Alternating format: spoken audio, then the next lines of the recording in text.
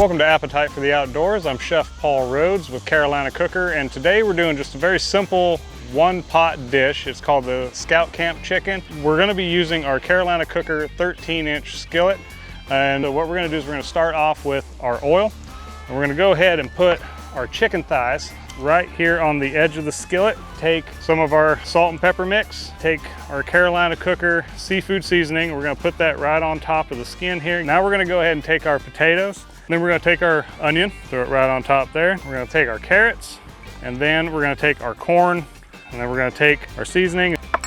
All right, and then you've got everything in your pan, and you're just going to take your skillet top. You're going to put it right there like that, and then what we're going to do is we're going to put it right here into the coals. And to make sure we get some even cooking from the top and the bottom, we're just going to take some coals here, and we're going to put that right on top of here.